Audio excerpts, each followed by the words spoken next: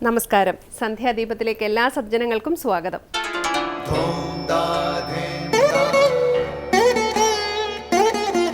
ശുഭം ഭവതു കല്യാണമായുസാരോഗ്യവർദ്ധനം സർവദുഃഖ വിനാശായ സന്ധ്യാദീപം നമോസ്തുതേ.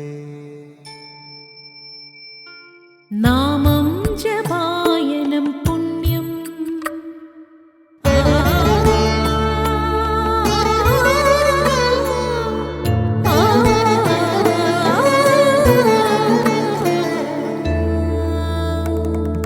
നാമം ജപായനം പുണ്യം നിരുപമദീപാങ്കുരം പോലെ സ്വരശ്രുതിലയവരമതുലം ദീവാങ്കണം മോക്ഷ സംഗീതസാരം നീളും വഴിത്താരയിൽ ജീവതാരം മന്ത്രാലാപം മായാവിൻ നിൻ പ്രസാദം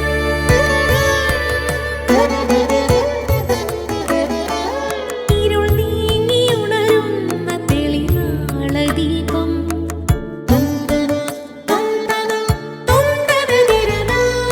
ഇരുൾ നീങ്ങിയുണരുന്ന തെളിനാളദീപം പ്രണവാമൃതം ചൊരിയുന്ന ദീപം ദീപം ദീപം ദീപം ദീപം സന്ധ്യാദീപം.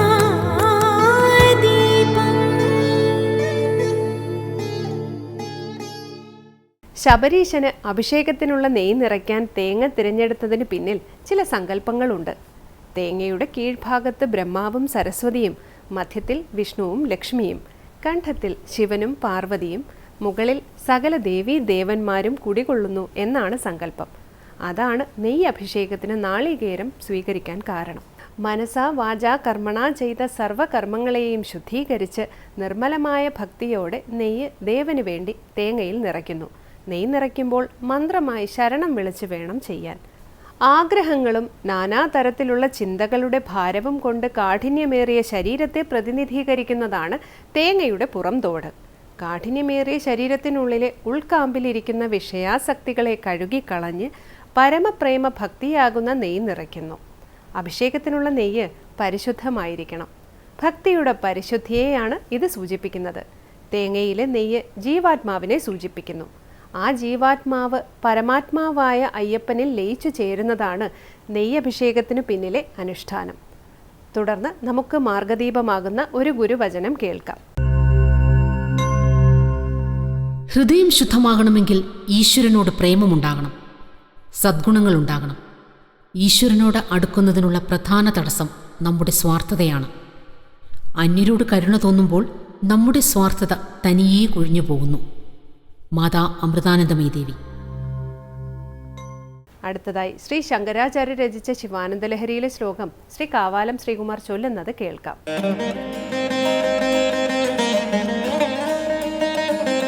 ക്രീഡാർത്ഥം സൃജസി പ്രപഞ്ചമഖിലം ക്രീഡാമൃഗാസ്തേ ജനാഃ യത് കർമാചരിതം മയാ ച ഭവത പ്രീത്यै ഭവത്യേവ തത് ശംഭോ സ്വസ്യ കുതൂഹലസ്യ കരണം മച്ചേഷ്ടിതം നിശ്ചിതം തസ്മാൻ മാമകരക്ഷണം പശുപതേ കർത്തവ്യമേവ ത്വയാ.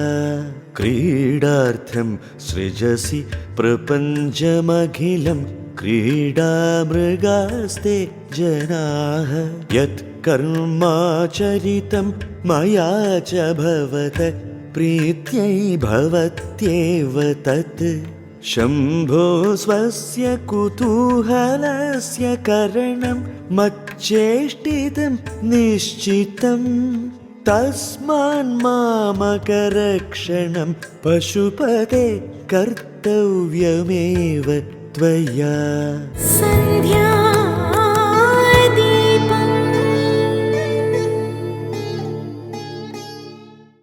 ഇനി ശ്രീ ശങ്കരാചാര്യരുടെ കൃതികളെ വ്യാഖ്യാനിക്കുന്ന ശങ്കര സ്തോത്രാമൃതം. ദേവന്മാർ മുതൽ പിശാചുക്കൾക്ക് വരെ നാഥനായ അല്ലയോ പശുപതേ, എന്നെ രക്ഷിക്കുവാനുള്ള കർത്തവ്യം അങ്ങേക്കുള്ളതാണ്. ക്രീഡാർത്ഥം ഈ പ്രപഞ്ചത്തെ സൃഷ്ടിച്ച അങ്ങേക്ക് വിധേയമാണ് എല്ലാം. ഞാനും ഭഗവാനെ നിനക്ക് വിധേയൻ തന്നെ. ഞാൻ ചെയ്യുന്ന കർമ്മമെല്ലാം നീ ചെയ്യുന്ന കർമ്മം തന്നെയാണ്. ഇത്തരത്തിൽ പ്രാർത്ഥിക്കുന്ന ശിവാനന്ദലഹരിയിലെ 66-ാം ശ്ലോകമാണ് സ്വാമി ചിദാനന്ദപുരി ശങ്കര സ്തോത്രാമൃതത്തിൽ വ്യാഖ്യാനിക്കുന്നത്.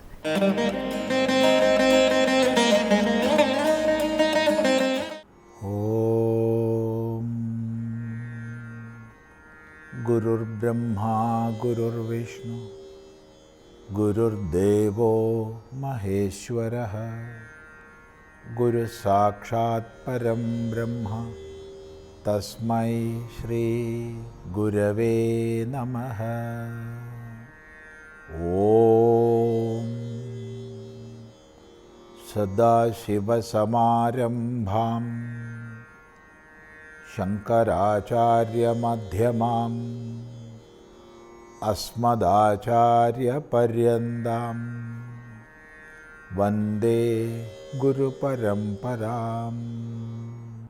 ശ്രീ ശങ്കര സ്തോത്രകൃതികളിൽ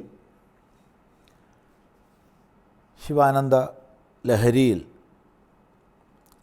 66-ാമത്തെ ശ്ലോകമാണ് നമ്മൾ ശ്രദ്ധിക്കുന്നത്. ഭക്തിയുടെ മഹിമ പല പ്രകാരം വെളിപ്പെടുത്തി. തുടർന്ന് എന്നെ രക്ഷിക്കേണ്ടത് നിൻ്റെ കർത്തവ്യമാണ്, എന്നെ രക്ഷിച്ചേ മതിയാകൂ എന്ന് പറയുന്ന ഭാഗമാണ്. എങ്ങനെ നോക്കൂ. ക്രീഡാർത്ഥം സൃജസി പ്രപഞ്ചമഖിലം ക്രീഡാമൃഗാസ്തേ ജനാഃ യത്കർമാചരിതം മയാ ച ഭവതഃ പ്രീത്यै ഭവത്യേവ തത് ശംഭോ സ്വസ്യ കുതൂഹലസ്യ കരണം മച്ചേഷ്ടിതം നിശ്ചിതം തസ്മാൻ മാമകരക്ഷണം പശുപതേ കർത്തവ്യമേവ ത്വയാ. ഹേ പശുപതേ, അല്ലയോ പശുപതി, സകല പശുക്കളുടെയും പതിയാണ്, നാഥനാണ് പശുപതി. പശു ശബ്ദം കൊണ്ട് എല്ലാ ജീവരാശിയും അർത്ഥമാക്കപ്പെടുന്നു. മുമ്പ് നമ്മൾ ചിന്തിച്ചിട്ടുണ്ട്. ദേവാദയ പിശാചാന്ത പശവ പരികീർത്തിത എന്ന്.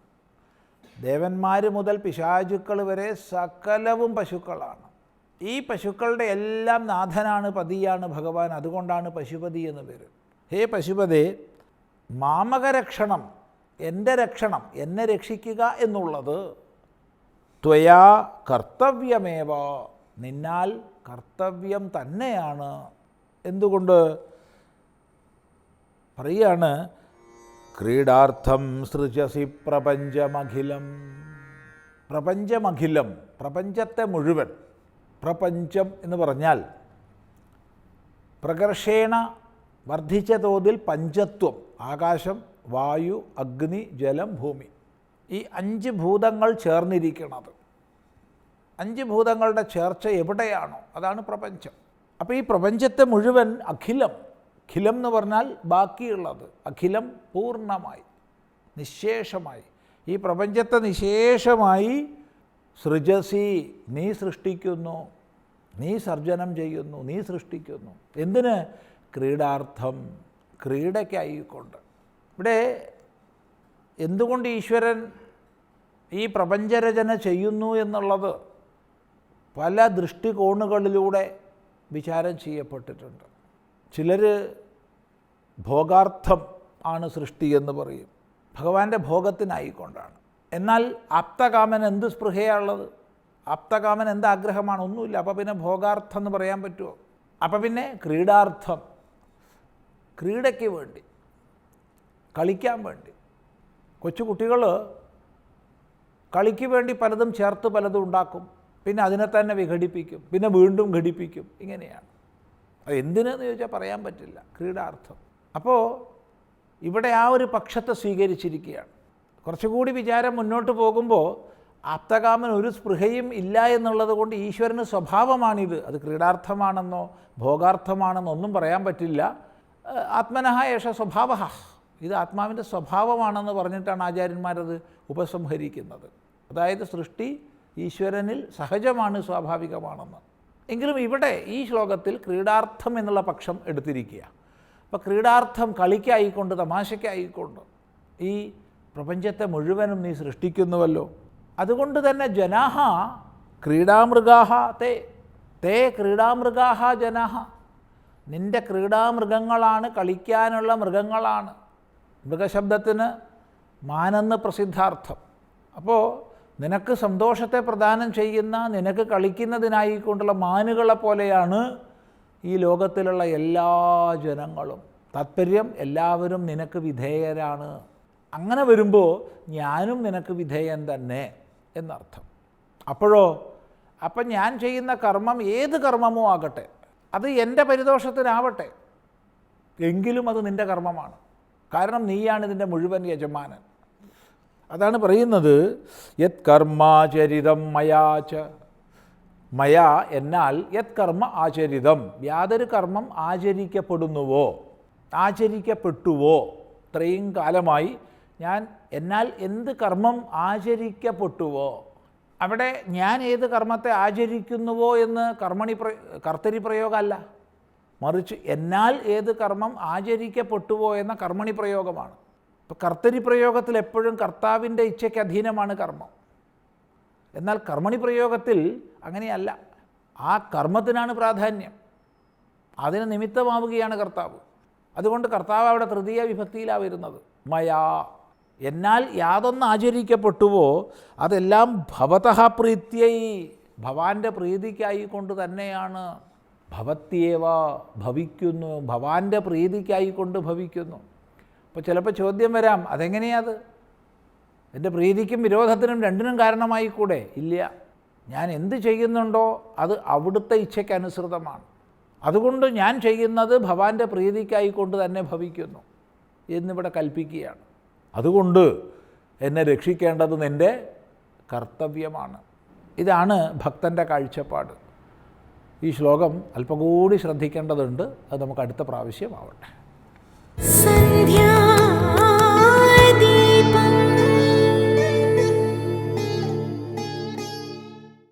ഇനി ദീപാരാധനയ്ക്കായി ക്ഷേത്ര സന്നിധിയിലേക്ക് പോകാം. അവിടുത്തെ അനുഷ്ഠാനങ്ങളും പ്രതിഷ്ഠാ മാഹാത്മ്യവും മനസ്സിലാക്കി ദീപാരാധന തൊഴുതു മടങ്ങാം. എല്ലാവർക്കും നമസ്കാരം.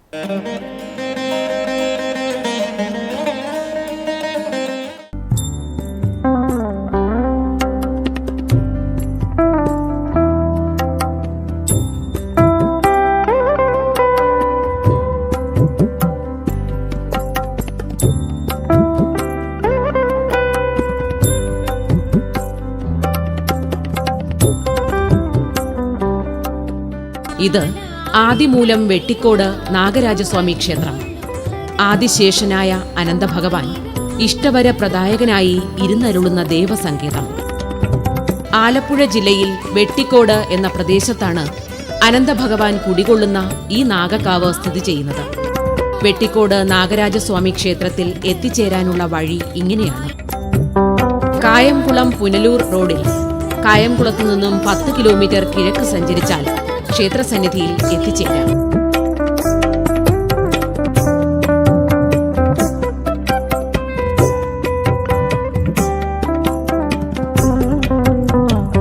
അടൂർ നഗരത്തിൽ നിന്നും 18 കിലോമീറ്റർ പടിഞ്ഞാറ് സഞ്ചരിച്ചാൽ വെട്ടിക്കോട് കവലയിൽ എത്തിച്ചേരും. വെട്ടിക്കോട് കവലയിൽ നിന്നും ഏതാണ്ട് 1/2 കിലോമീറ്റർ തെക്കോട്ട് സഞ്ചരിച്ചാൽ ആദിമൂലം വെട്ടിക്കോട് നാഗരാജസ്വാമി ക്ഷേത്രത്തിൽ എത്താവുന്നതാണ്.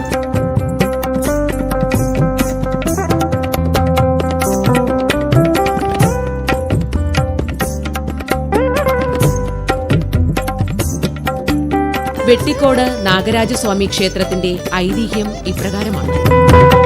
അവതാരമൂർത്തിയായ ശ്രീ പരശുരാമൻ കടലിൽ നിന്നും കേരളത്തെ വീണ്ടെടുത്തു. ഈ സമയം കേരളഭൂമി ജനവാസയോഗ്യമായിരുന്നില്ല. കടൽ മാറി കരയായതുകൊണ്ട് ഭൂമി മുഴുക്കെ ഉപ്പുരസത്താൽ മൂടപ്പെട്ടിരുന്നു.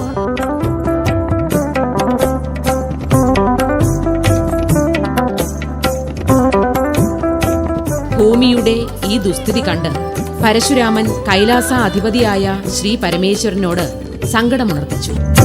ഈ പ്രശ്നത്തിന് പരിഹാരം കാണാൻ സാക്ഷാൽ അനന്തനു മാത്രമേ കഴിയുകയുള്ളൂ എന്നും അനന്തനെ ശരണം പ്രാപിക്കാൻ പരമേശ്വരൻ ഉണർത്തിക്കുകയും ചെയ്തു. ശിവഭഗവാന്റെ നിർദ്ദേശപ്രകാരം പരശുരാമൻ അനന്തനെ പ്രത്യക്ഷപ്പെടുത്താൻ തപസ് ആരംഭിച്ചു. ഏറെക്കാലത്തെ തപസ്സിനു ശേഷം അനന്തൻ പരശുരാമന്റെ മുന്നിൽ പ്രത്യക്ഷനായി. തന്റെ മുന്നിൽ പ്രത്യക്ഷനായ അനന്തനെ പരശുരാമൻ തനിക്കുള്ള സങ്കടമുണർത്തിച്ചു. ഭൂമിയിൽ നിറഞ്ഞ കടലോരു മാറ്റി ജനവാസയോഗ്യമാക്കാമെന്ന് അനന്തൻ സമ്മതിച്ചു. അതിൻ പ്രകാരം അനന്തൻ സർപ്പഗണങ്ങളെയെല്ലാം വിളിച്ചു വരുത്തി. മുഖം ഭൂമിയിൽ താഴ്ത്തിവെച്ച് നാവുകൊണ്ട് കടലോരു വലിച്ചെടുക്കാൻ സർപ്പങ്ങൾക്ക് അനന്തൻ ആജ്ഞ നൽകി. ഈ വിധം കേരളഭൂമിയിൽ നിറഞ്ഞു നിന്ന കടലോരു മുഴുവൻ സർപ്പഗണങ്ങൾ നിശേഷമില്ലാതാക്കി ഭൂമി ജനവാസയോഗ്യമാക്കി തീർത്തു.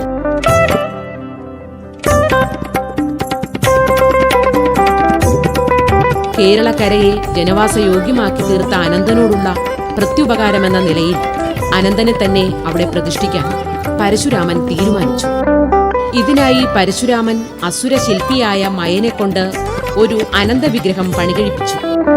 തന്റെ കൈവശമുള്ള മഴുകൊണ്ട് അവിടെയുള്ള മണ്ണ് വെട്ടിക്കൂട്ടി അനന്തസ്വാമിയെ പരശുരാമൻ പ്രതിഷ്ഠിച്ചു.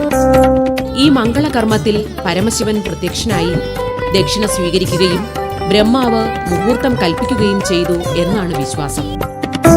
തന്റെ കൈകൊണ്ട് മണ്ണ് വെട്ടിക്കൂട്ടി പ്രതിഷ്ഠ നടത്തുകയാൽ ഈ സ്ഥലം വെട്ടിക്കോട്ട് എന്ന പേരിൽ അറിയപ്പെടാൻ തുടങ്ങി എന്നാണ് പഴമ.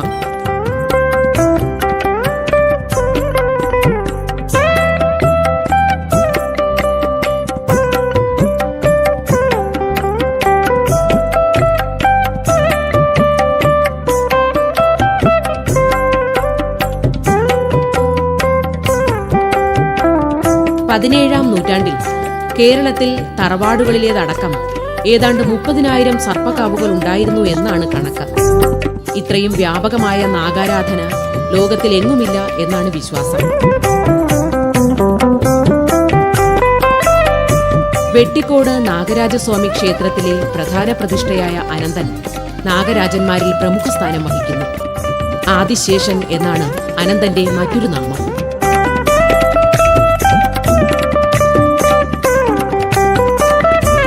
കിഴക്കോട്ട് ദർശനമായാണ് വെട്ടിക്കോട് അനന്തനും നാഗയക്ഷിയും ഭക്തജനങ്ങൾക്ക് ദർശനഭാഗ്യമരുളുന്നത്. ബ്രാഹ്മമുഹൂർത്തത്തിൽ തന്നെ പ്രഭാത പൂജകൾ കഴിഞ്ഞിരിക്കണം എന്നതാണ് ഇവിടുത്തെ നിയമം.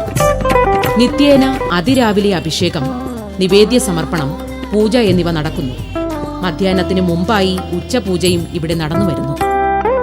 വൈകിട്ട് പൂജകളൊന്നുമില്ല. കന്നി തുലാമാസങ്ങളിലെ പൂയമായില്യം നാളുകളിൽ ദീപാരാധനയും അത്താഴപൂജയുമുണ്ട്. വെട്ടിക്കോട് നാഗരാജസ്വാമി ക്ഷേത്രത്തിന്റെ ഊരാൺമ മേപ്പള്ളിൽ ഇല്ലക്കാർക്കാണ്. ക്ഷേത്ര പ്രതിഷ്ഠ നടന്ന സമയത്ത് പരശുരാമൻ പരദേശത്തു നിന്നും കൊണ്ടുവന്ന് പാർപ്പിച്ച ബ്രാഹ്മണരുടെ പിന്മുറക്കാരാണ് മേപ്പള്ളിൽ ഇല്ലക്കാർ എന്നാണ് വിശ്വാസം. പുതുമന ഇല്ലത്തിനാണ് ഇവിടെ തന്ത്രാധികാരം.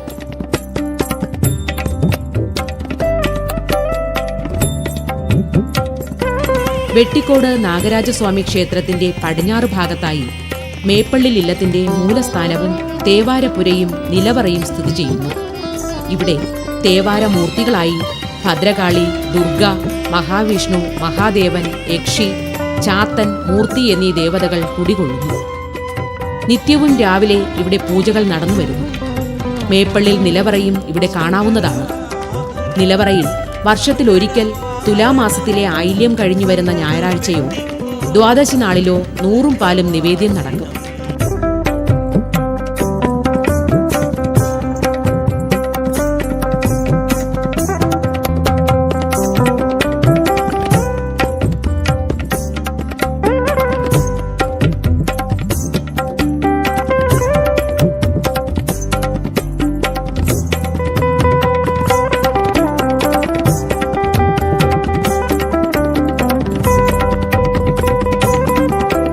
വെട്ടിക്കോട് നാഗരാജസ്വാമി ക്ഷേത്രത്തിൽ സ്ഥിതി ചെയ്യുന്ന ആഗമകാവ് ഇവിടുത്തെ പ്രത്യേകതയാണ്.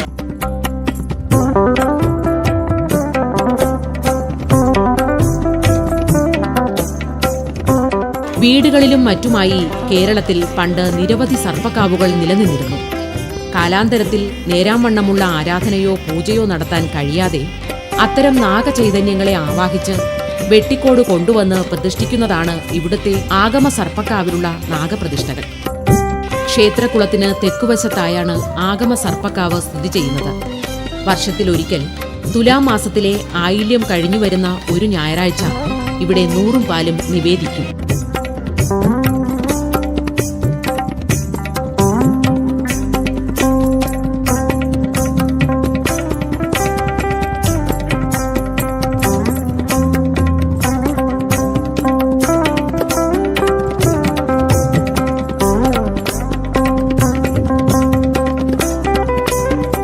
വെട്ടിക്കോട് നാഗരാജസ്വാമി ക്ഷേത്രത്തിലെ ദേവന്റെ തിരുനാളായി ആഘോഷിക്കപ്പെടുന്നത് കന്നിമാസത്തിലെ ആയില്യം നാളിലാണ്. വെട്ടിക്കോട്ട് ആയില്യം എന്ന പേരിലാണ് ഇതറിയപ്പെടുന്നത്.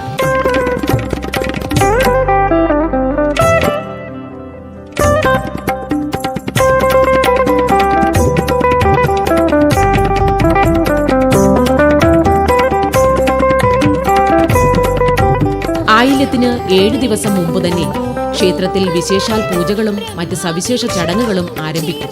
പൂയം നാളിൽ നാഗരാജാവിനെയും നാഗയക്ഷിയെയും സർവ്വ ആഡംബര വിഭൂഷിതരാക്കി പൂജ നടത്തും. ഈ അവസരത്തിൽ നടക്കുന്ന ദീപാരാധന ദർശിക്കുന്നത് മംഗളകരമായാണ് കരുതപ്പെടുന്നത്. ദീപാരാധനയ്ക്ക് ശേഷം പലവിധ മംഗളവാദ്യങ്ങൾ മുഴക്കി ദേവനെ സേവിക്കുന്ന ചടങ്ങും നടക്കുന്നു. ആയില്യ ദിവസം വെളുപ്പിന് നട തുറന്ന് നിർമാല്യ ദർശനം കഴിഞ്ഞാൽ അഭിഷേകം, ഉച്ചപൂജ, നൂറുംപാൽ എന്നിവ നടക്കും. ഉച്ചയോടുകൂടി സർവ്വ അലങ്കാര വിഭൂഷിതനായി നാഗരാജാവിനെ വാദ്യമേളങ്ങളോടുകൂടി ഇല്ലത്തേക്ക് എഴുന്നള്ളിക്കും. ഈ എഴുന്നള്ളത്ത് കാണുന്നവർക്ക് വിഷഭയം ഉണ്ടാകില്ലെന്നാണ് വിശ്വാസം. 10 മണിയോടുകൂടി സർപ്പബലി സമാപിച്ച് നടയടയ്ക്കുന്നു. മകം നാളിൽ ഇളനീരഭിഷേകം കഴിച്ച് ശുദ്ധികലശം ആടുന്നതോടുകൂടി ആയില്യത്തിന്റെ ചടങ്ങുകൾ അവസാനിക്കും. തുലാമാസത്തിലും ഇതേ ചടങ്ങുകളോടെ ആയില്യം ആഘോഷിച്ചു വരുന്നു.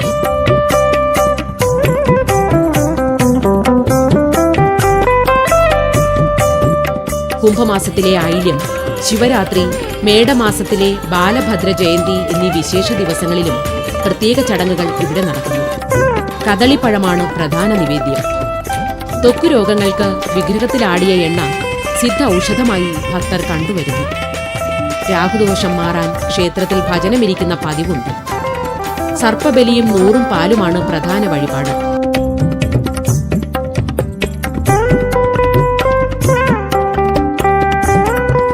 സർപ്പകോപം നിമിത്തമുണ്ടാകുന്ന രോഗങ്ങൾ ശമിക്കുന്നതിന് ഇവിടെ നടത്തുന്ന ധാര ഏറെ ഫലപ്രദമാണെന്ന് ഭക്തജനങ്ങൾ സാക്ഷ്യപ്പെടുത്തുന്നു. സന്താനഭാഗ്യമില്ലാത്തവർക്ക് സന്താന ലാഭത്തിനു വേണ്ടി ഉരുളി കമിഴ്ത്ത് എന്ന ചടങ്ങും നടത്തിവരുന്നു.